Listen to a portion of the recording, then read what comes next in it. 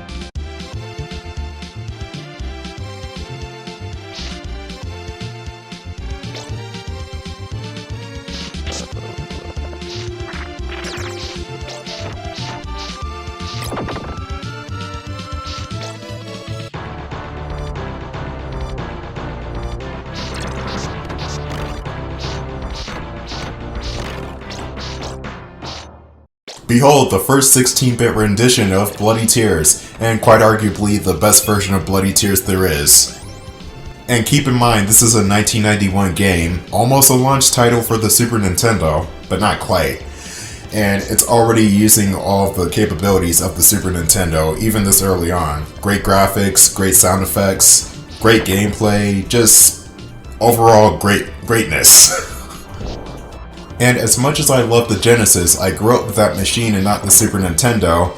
The Super Nintendo did in fact have a better launch window. I mean, F-Zero, Super Mario World, this game, A Link to the Past, come on, that beats out Ultra Beast, Alex Kidd, and Space Harrier 2.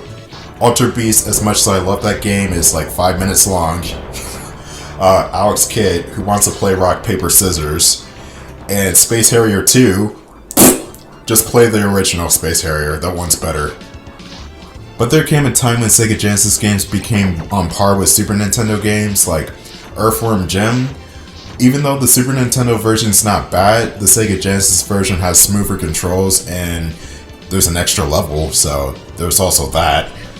The Lion King is much more tolerable on Genesis for some reason. I don't know why the Super Nintendo version's that hard, but I don't know.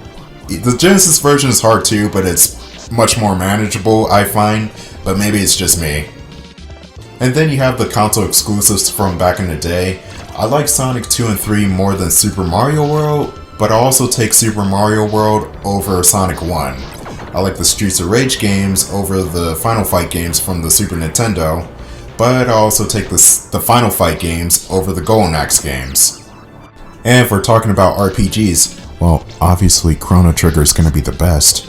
But if we're talking about Final Fantasy versus Phantasy Star, Phantasy Star 4 over Final Fantasy 6. I know, contrarian, but I just like Phantasy Star 4 the most. And then Final Fantasy 4 and 6 over the rest of the Phantasy Star games. And if I play more Final Fantasy 5, I'll let you know what my opinion is, but as of right now, I can't really make an opinion. And that was a giant tangent about some consoles that have not been on the market since 1998. Okay, change of subject. Resident Evil Village. No, I'm kidding. This boss. Mummy. The Mummy boss is easy, but be careful of the pit. If you fall in there, you'll lose a life and you have to start the screen over. I think there is a cross on the screen, but I'm not too sure.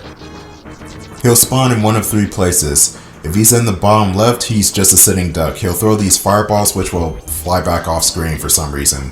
Use your boomerangs for added effect. If he spawns in the center, he'll shoot wrappings at you. There will never be a shortage on toilet paper again. Keep striking the mummy with your whip and he'll eventually go down, taking all the wrappings with him as he dies. Looks like there's going to be another shortage after all. I'm kidding. The next legendary theme song coming up is going to be the original Castlevania theme, Vampire Killer.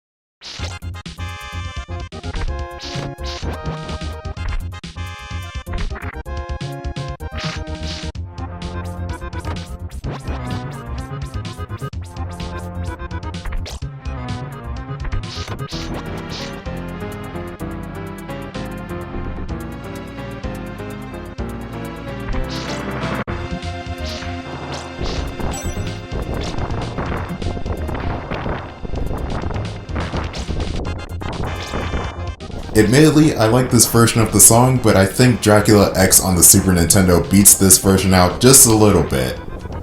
Now, Dracula X on the Super Nintendo as a game is ill. It is not a very good game at all. I will not be playing that one anytime soon. I will be playing Rondo of Blood next though.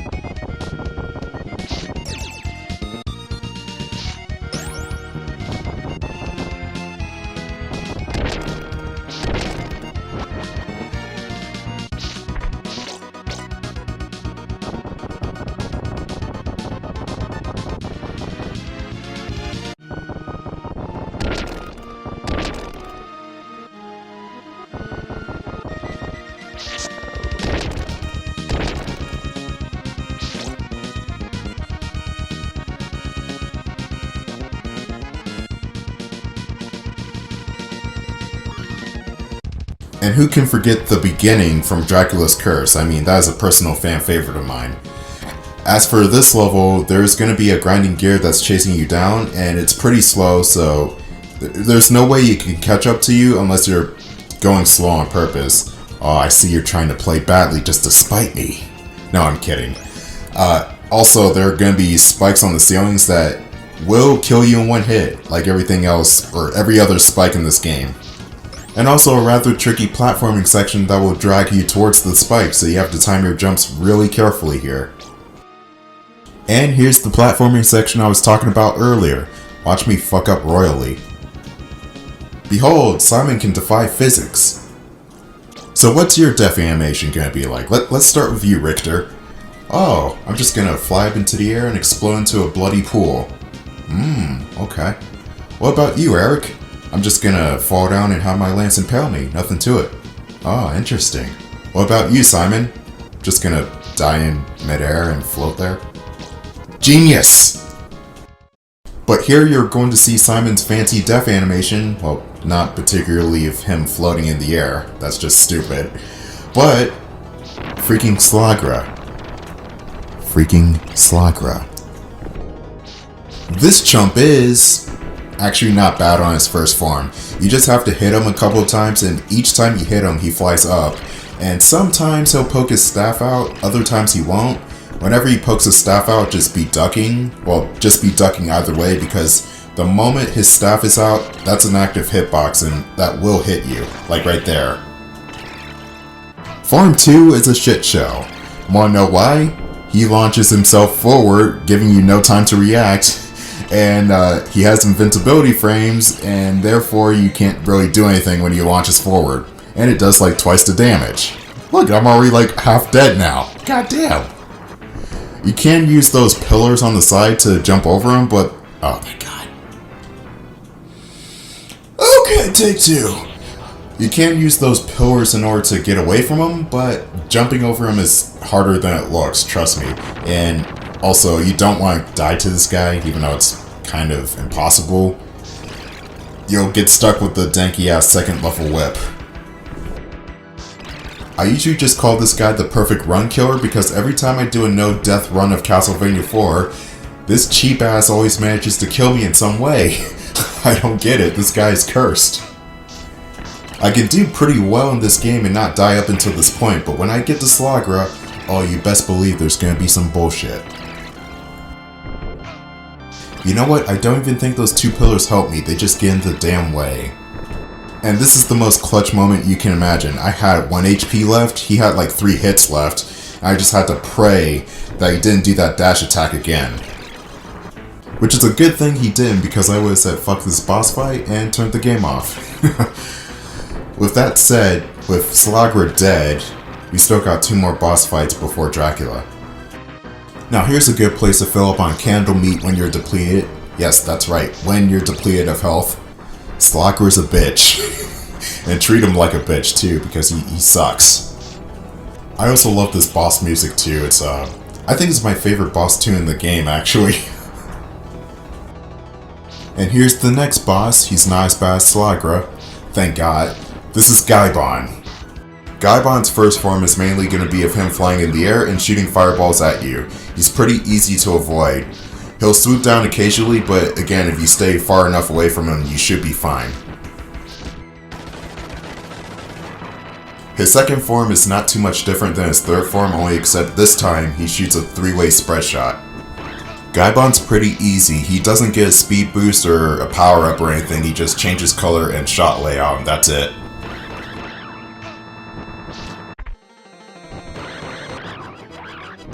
And these two bosses, Gaibon and Slogger, will make a reappearance in other Castlevania games, most notably Symphony of the Night.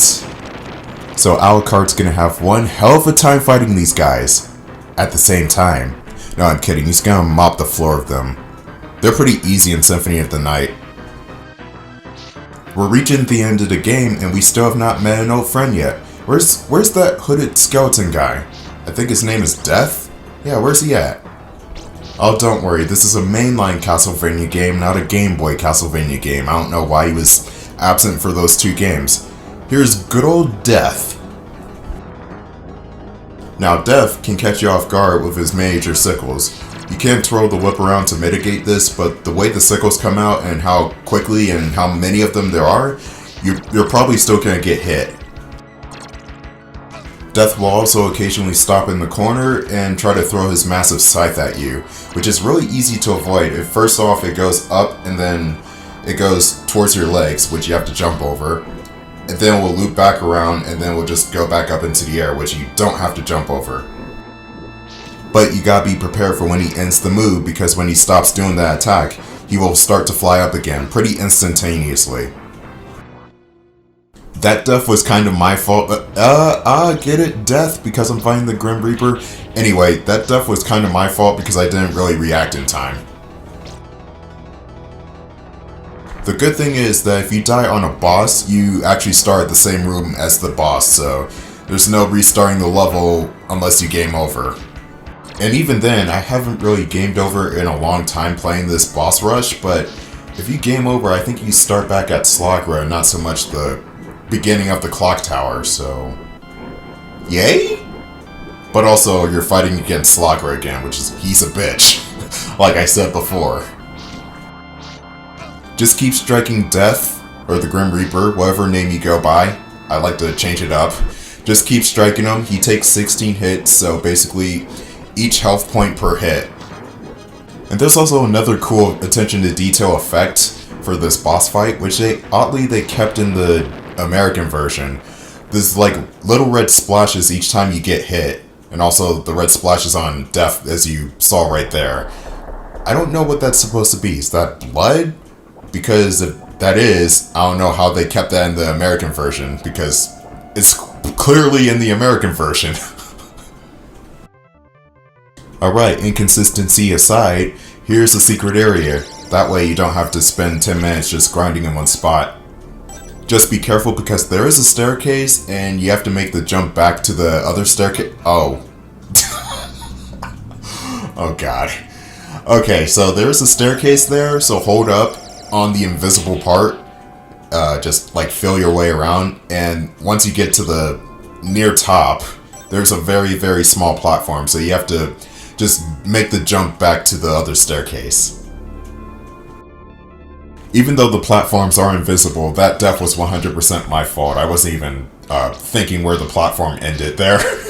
But even then, you're not really inconvenienced if you do drop off, you just get a shit ton of items. It always respawns whenever you die.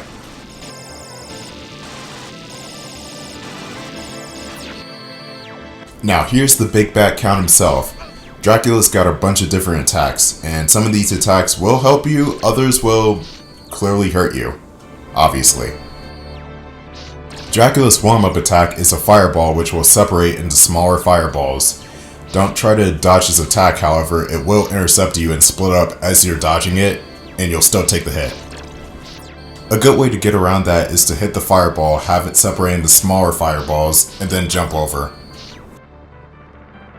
Another cool thing about this boss fight, and this is just kind of a side note, but Super Castlevania 4 is amazing like that, this is the very same prologue theme that played during the beginning of the game, and once we get Dracula down to half health, it's gonna play another theme.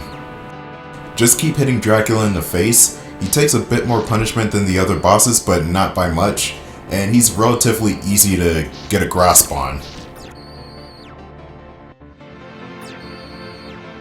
Alright, here's Dracula's second attack, which actually helps you out if you can hit it.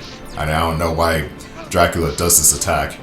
He shoots out a sparkle ball, which will fly around the screen. You hit that ball, and it will spawn a turkey leg each time. I don't know why it does that, but hey, something to help you out, I guess. I can just imagine Dracula being all high and mighty and gloating to Simon, "Aha, this is my most lethal attack ever!" And then he does the turkey leg attack, and he's like, "Oh shit, when was that part of my attack?" But no, here's another attack, and this one is actually more lethal.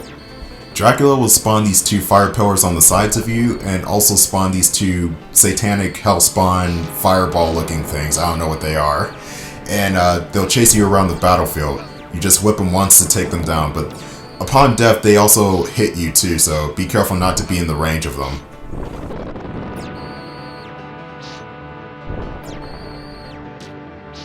Oh, maybe it was more than half health. Take him down to his last quarter of health and then things will change.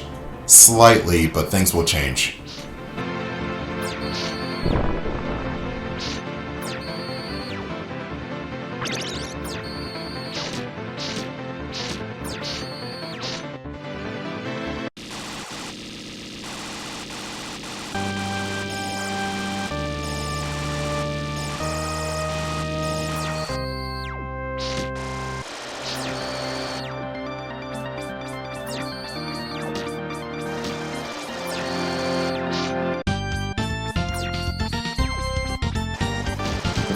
Alright, the last stretch of the boss fight. Dracula will summon the wrath of Zeus and try to zap you. Just stay in between the lightning pillars, which is easier said than done, and I usually just go wild with the crosshair. And another strange side note, you take a lot more damage from the lightning pillars in the American version. I think it was 4 to 5 hit points, here it's only 3. But with that said, Dracula has been defeated once again.